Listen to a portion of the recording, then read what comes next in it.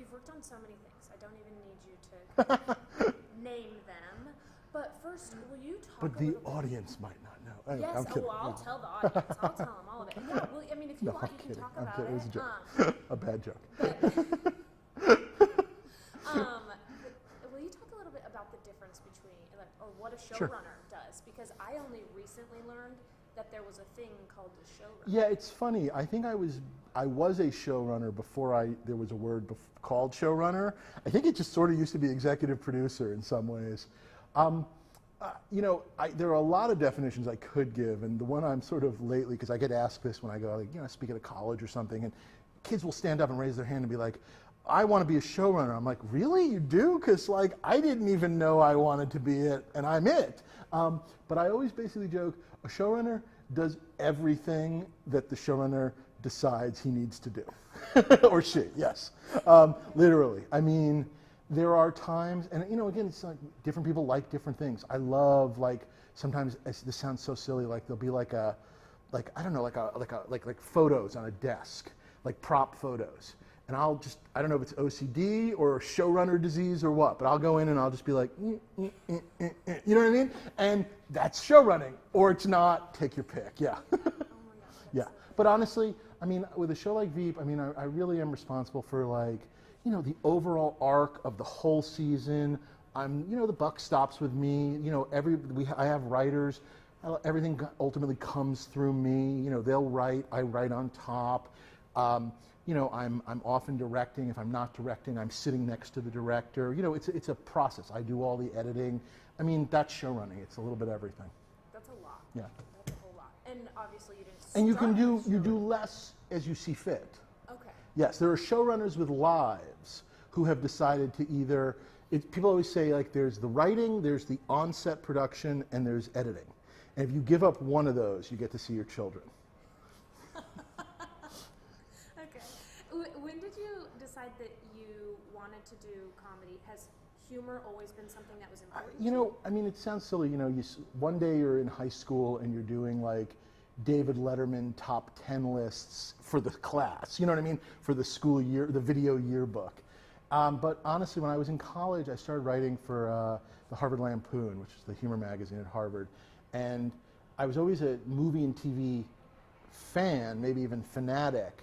But I didn't know it was a career. And then all of a sudden I realized, A, it was a career, and B, I think I might be good at it. And it was sort of that moment. So my parents paid a lot of money for Harvard, and I treated it like a trade school. But yeah. Yeah, oh man, that's great. And have you done film festivals like this before? I have not done a lot of these. I've never been here to this one. A couple of years ago, we came to South by Southwest with Veep. We came and I think we premiered a trailer. But I've never done this. I've never done like this morning I was doing this really cool thing where I was sitting with some of the people that have advanced to a certain level in the screenwriting contest and just doing these little round tables with 8 people, and I moved from table to table and just took questions and stuff for 20, 25 minutes. It was really enjoyable. Yeah. Will you talk about your experience with Austin and in Austin? I don't have a lot of experience with Austin. I'm not going to lie. I came to this festival, and I don't know if you'll have heard this answer from any other human being, but I came today because when I get done with all of this, which will be in you and then one other one, I'm going to the LBJ Museum, and that's why I came to Austin. I am very excited. I am it's funny, I did the show Veep, but I was a government major in college. I love reading about politics, even separate from Veep. I love, just nonfiction and history. And the Robert Caro, Lyndon Johnson books are, some of my Bibles. And I came to Austin to go to the LBJ Library, so I'm very excited. Yeah. I have never heard that answer Good. for why people come Good. to Austin. And by the way, I've asked a couple of people hey, do you want to go with me? And not a soul. So you're going by yourself? Yes. Got it. Understand. Will you talk about what it's like to work with Julia Louis-Dreyfus and people like that? I mean, Julia makes it easy. I mean, it's very easy for me to look very good at my job when Julia and her ilk, if you will, are doing your lines. It was an incredible cast of just not just funny people and funny improvers, but just great actors. You know what I mean? It's like sometimes in comedy, people forget about the acting part because it's just sort of, are you doing the joke? And with someone like Julia, and because of her, where we were able to kind of take Veep, were often these just, very sort of emotional or very bleak, interesting acting scenes. Again, because they fit the story, but it allowed us to take the story of these places knowing, oh, she'll play it, it'll be fine. And it's just a pleasure. Having that trust in someone has got to be so important, especially when you're writing, because you're the one that's not performing. No, exactly. And look, we have, over the years of the show, we had known each other from Seinfeld, but it was, it was different. I was a writer and, we knew each other. But, from the moment we sat down to start talking about Veep, this really, I use the word partner, and not like we sit in the room and write together, but she's my partner. We talk multiple times a day. We talk about these scenes, especially, when I sort of also step behind the camera to direct, our conversations about the script and then the scenes themselves, they're my favorite parts. Yeah. It's really cool. I like to talk to people who are in creative fields about like what their process is like, and are you going through life like with a notepad in your pocket? Yeah, If something happens, you write it down. It used to be a piece of paper with a pen, especially in the Seinfeld Curb Your Enthusiasm days. You were always looking for that, that weird moment, you know what I mean, like at the hotel desk, and then, you write down. Now it's an iPhone, obviously, but, it's just funny, random stuff. People are always either telling me stuff or I'm bumping into people. The other night I wrote down, I went to this restaurant and they sat us at this, I guess basically like communal table where you're like at a table with other people, even though you yourself are just, I was with my wife, but the other people, it wasn't just like near us, they were with us. And at one point or another, it was like they sort of kind of helped themselves to some of our wine. And I was just like, oh, this Larry would lose his mind. And you kind of write that down. And whether I, give it to Larry or I use it myself somewhere, you write these ideas down. Yeah. That's so great. And then also with the creative process, I've found when I'm doing anything creative, I have a hard time knowing when something's done. Like I feel like you could work on something forever. How do you know when something's done? I know what you mean. And there are definitely things where, sure, you could go back and keep changing. But I guess the good thing about, a comedy at least, is it's making you laugh or it's not. If it's not making you laugh, you kind of try and work on it till it makes you laugh. And I guess you could certainly make the argument like, yeah, you could just keep doing it. But when you feel like you're getting that laugh, it's a good place to exit. Yeah. Okay. And comedy is so subjective.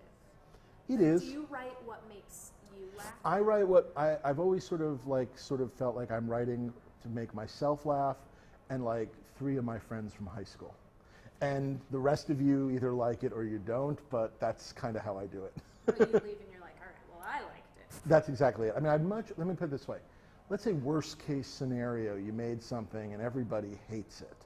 I'd rather everybody hate it but believe in it and I think it's good than I guess do it because I thought people would like it and then they also hate it. I guess if it's going to turn out bad, let it turn out bad on your own terms. Because then the other version, you just want to like, I don't know, just you hate yourself. Yeah. Yeah. What is Larry David like? One of my favorite Today Show interviews was Larry David, just for who he seemed like he was. He's very much that. I guess he's different from, TV Larry in that regular Larry often thinks about these things and then writes them down and then TV Larry says them. But often in real life, he's actually, how do I say it, in a way that would not offend him. He's a kinder, gentler Larry in real life, yes. He thinks those thoughts, but he doesn't always act on them. Whereas on Curb, it's always that, that. So it's different, yeah. Yeah, and then you talk a little bit about working with Jerry Seinfeld. One time I met him, it was so great. Oh, yeah? He was so nice. Yeah. He's really nice. One of the things that was just a pleasure about Jerry that I don't think he gets enough credit for is when you look back on that show, how he let the other three people be so funny on a show called Seinfeld. And you just, when you're around the business for a long time, you start to go backwards and think about how special that was.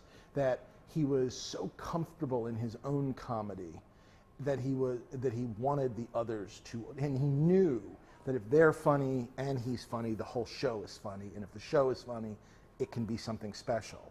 But there are so many people that don't think that way.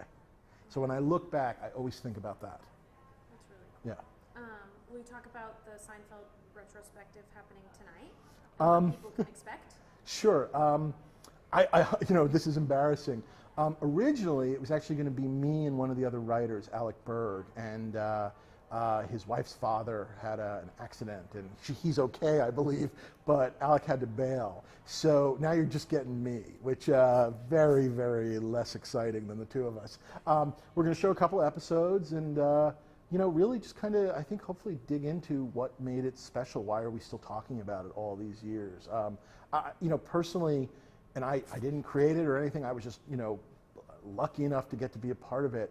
But I think when you look back, it's a real pivot point in American comedy. Like, there are the shows before Seinfeld and the shows after Seinfeld, and its influence, it won't be for years. I mean, you can see it already, but 30 years from now, someone will write a great book about just what it did.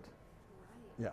Yeah. And were you surprised at all with how enormous it was? Like, when I worked on it, I mean, I joined it when it was already, I guess, for lack of a better word, a hit. Yeah.